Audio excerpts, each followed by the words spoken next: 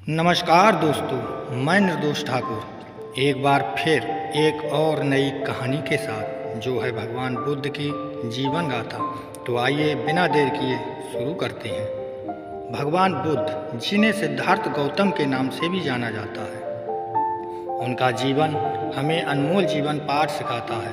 उनकी शिक्षाएं हमारे जीवन को सादगी, शांति और करुणा से भर सकती है। उनका जीवन संघर्षों से भरा रहा, लेकिन इन संघर्षों ने ही उन्हें ज्ञान और मोक्ष की ओर अग्रसर किया। सिद्धार्थ का जन्म एक शाही परिवार में हुआ था। उनके पिता राजा सुशोधन ने उन्हें हर प्रकार के दुख और कष्ट से दूर रखने की कोशिश की।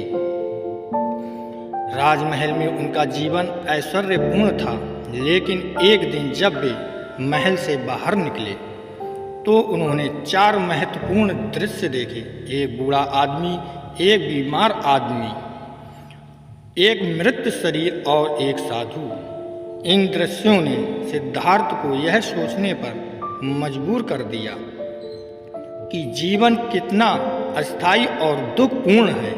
इन अनुभवों के बाद सिद्धार्थ ने अपनी रानी यशोधरा और पुत्र राहुल को छोड़कर सत्य की खोज में निकल पड़े। कई वर्षों तक उन्होंने कठिन तपस्या की, लेकिन उन्हें यह महसूस हुआ कि आत्म पीड़ा से भी मोक्ष नहीं मिलता। अंततः उन्होंने मध्यम वर्ग अपनाने का निर्णय लिया, जो अति सुख और अति दुख के बीच का मार्ग था। बोध गया में पीपल के वृक्ष के नीचे ध्यान करते हुए उन्हें ज्ञान की प्राप्ति हुई और वे बुद्ध, जिसका अर्थ है जागृत, कहलाए। ज्ञान प्राप्ति के बाद बुद्ध ने अपने शिष्यों को 4 आर्य सत्य और अष्टांगिक मार्ग की शिक्षा दी। 4 आर्य सत्य यह है: जीवन में दुख है, दुख का कारण है, दुख का नाश संभव है और दुख के नाश का मार्ग अष्टांगिक मार्ग है।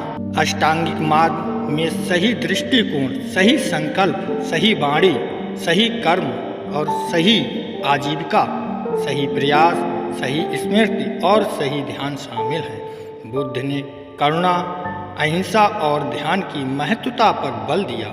उनका कहना था कि हमें अपने मन को शांत रखना चाहिए और हर प्राणी के प्रति प्रेम और सहानुभूति रखनी चाहिए।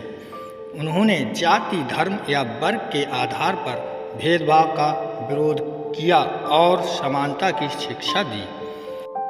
भगवान बुद्ध का जीवन हमें सिखाता है कि सच्चा सुख बाहरी भौतिक वस्तुओं में नहीं, बल्कि आंतरिक शांति और आत्मज्ञान में है। उनकी शिक्षाएं आज भी हमें सही दिशा दिखाने में सहायक है और जीवन की उलझनों को सुलझाने में मार्गदर्शक है। दोस्तों, अगर आप ऐसे ही मनोरंजक और मोटिवेशनल कहानियाँ सुनना पसंद करते हैं तो हमारे चैनल को लाइक करके सब्सक्राइब करना न भूलें। जय हिंद।